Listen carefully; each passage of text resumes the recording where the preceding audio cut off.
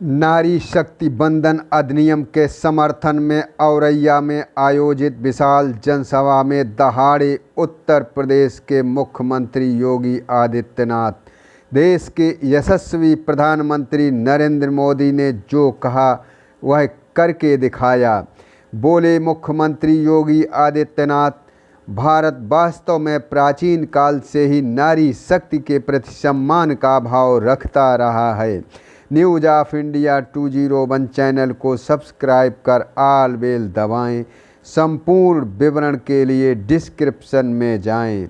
News of India 201 channel के लिए औरैया से संवाददाता दीपक अवस्थी के साथ संपादक घनश्याम सिंह। मंत्री श्रीमती देवी रानी मौर्य जी,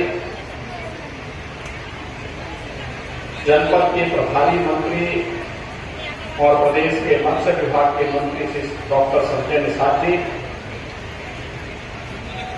माननीय सांसद डॉक्टर रामशंकर कठेरिया जी,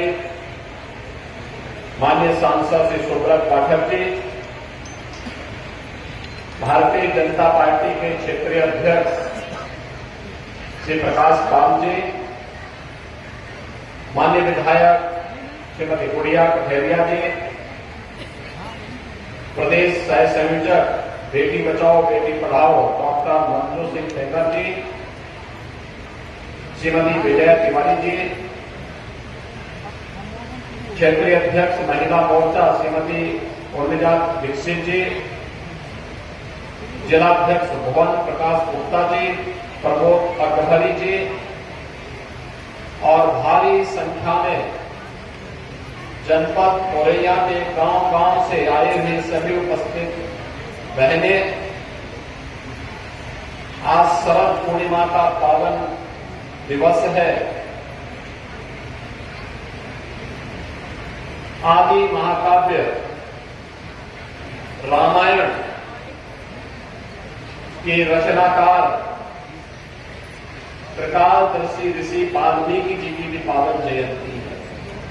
इस अवसर पर मैं आप सभी का हृदय से अभिनंदन करता हूं, स्वागत करता हूं। मैं सोच रहा था कि 10 बजे ही और जनपद औरैया में नारी शक्ति वंदन अधिनियम के समर्थन में सम्मेलन किया गया है।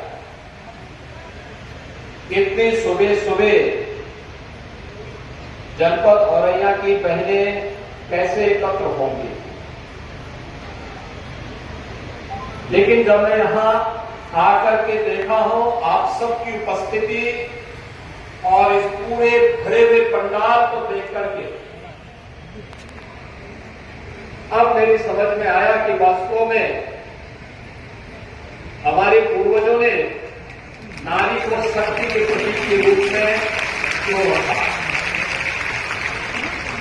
अपने कार्य को समय से पूरा करना और पूरी प्रतिबद्धता के साथ जिम्मेदारियों का निर्वहन करते हुए भी सामाजिक दायित्वों का निर्वहन करना अगर किसी को सीखना है तो नारी शक्ति से सीखे। आज आपका एक कार्यक्रम स्वयं इसका उदाहरण है।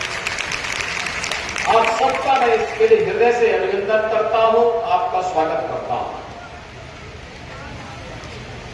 हम सब आज यहां पर एकत्र हुए हैं देश के यशस्वी प्रधानमंत्री श्री नरेंद्र मोदी जी के प्रति आभार व्यक्त करने के लिए, जिन्होंने जो कहा सो करके दिखाया। देश के अंदर 100 वर्ष के बाद नई संसद बनी, नया संसद भवन बना और नया संसद भवन का पहला सत्र किस कार्य के लिए होना है इसको तय करने के लिए जब सदन बुलाया गया, किसी को पता नहीं था क्या होने वाला है, तो प्रधानमंत्री जी ने आधी आबादी को सम्मान देने के लिए नारी शक्ति वंदन अधिनियम को संसद से पारित करवा करके मातृशक्ति के सशक्तिकरण और सम्मान को स्वर्णाक्षरों में फिर से आने वाली पीढ़ी के लिए एक नई प्रेरणा के रूप में प्रस्तुत कर दिया। हम सब जानते हैं कोई समाज तब तक स्वावलंबी और सशक्त नहीं हो सकता जब तक कि उस समाज का पहला सत्र देश की मातृशक्ति को समर्पित करते हुए उनको विधानसभा और संसद के यानी लोकसभा में 1/3 सीटों पर वे स्वयं उनके लिए सीटें रिजर्व हो और उनसे वे चुन करके आए और देश के अंदर सरकार बनाने में, प्रदेशों के अंदर सरकार बनाने में अपनी भूमिका का निर्वहन कर सके, विकास की प्रक्रिया को प्रतिबद्धता के साथ आगे बढ़ाने में योगदान दे सके। इसके लिए आप सबको सम्मान देने के लिए ही प्रधानमंत्री जी ने इस अधिनियम को पारित करवाया है। वास्तव में भारत प्राचीन काल से ही नारी शक्ति के प्रति श्रद्धा और सम्मान का भाव रखता रहा है। याद करिए देश की आजादी की लड़ाई के बाद जब 1947 में देश